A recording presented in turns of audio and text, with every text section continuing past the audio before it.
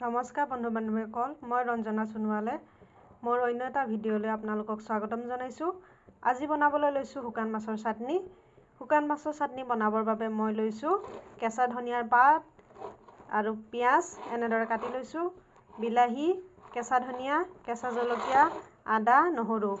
বলকচোন তেনেহ'লে মই শুকান মাছৰ চাটনিখননো কেনেকৈ বনাওঁ আজি তাকে দেখুৱাওঁ।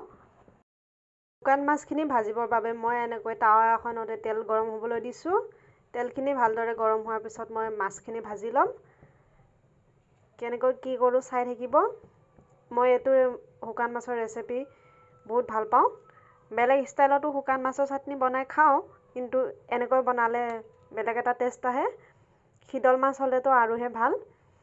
বৰ্তমান শিদল মাছ নাই, মই আছোঁ বেলেগ জেগাত, ঘৰত নাই বৰ্তমান। তেল সম্পূৰ্ণ গৰম হৈ গৈছে, মই মাছখিনি ভাজি ল'ম।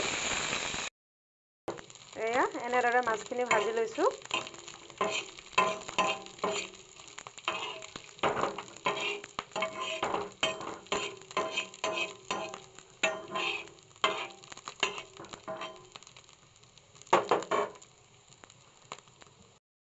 নহয়, মাছখিনি ৰঙচুৱা হৈ গৈছে সম্পূৰ্ণ।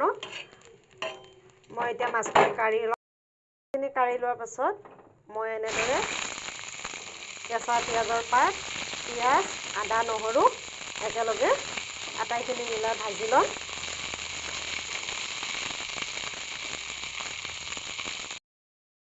লগতে কেঁচা জলকীয়াখিনিও ভাজি ল'ম।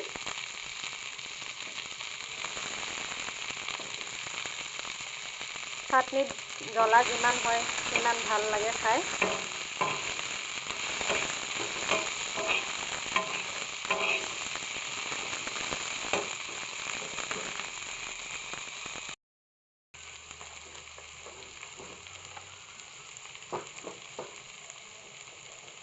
নিমখ 1 চামুচ দিলোঁ।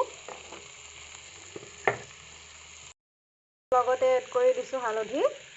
পিঁয়াজখিনি একেবাৰে ৰঙচুৱা হোৱালৈকে ভাজি ল'ম। দেখিছে নহয়, পিঁয়াজখিনি লাহে লাহে ৰঙচুৱা হ'বলৈ ধৰিছে। এতিয়া মই এড কৰি দিছোঁ কাটি থোৱা বিলাহীখিনি।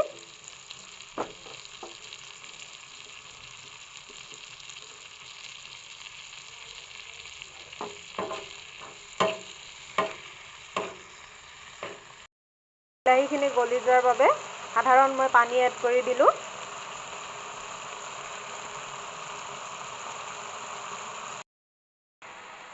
এইফালে দেখিছে নহয়, মিক্সাৰ জাৰ ৰেডি কৰি ৰাখিছোঁ। কাটি থোৱা কেঁচা ধনিয়াখিনি দি, শুকান মাছখিনি দি, আটাইখিনি একেলগে মিলাই মই মিক্সাৰ কৰিম। দেখিছে নহয়, এইখিনি একেলগে মই এতিয়া মিক্সাৰ জাৰত এড কৰি দিম। দেখিছে নহয়, আটাইখিনি মই মিক্সাৰ জাৰত দি লৈছোঁ। এতিয়া মই মিক্সাৰ কৰি লওঁ। এয়া দেখিছে নহয়, আজি শুকান মাছৰ চাটনি ৰেডি হৈ গ'ল। লগতে মই এড কৰি দিছোঁ অলপমান কেঁচা মিঠাতেল। কেঁচা মিঠাতেলখিনি একেলগে সানি লোৱাৰ পিছত এয়া আজি শুকান মাছৰ চাটনি ৰেডি। যিসকলে মোৰ ভিডিঅ'টো শেষলৈকে চালে তেখেতলোকক অশেষ অশেষ ধন্যবাদ।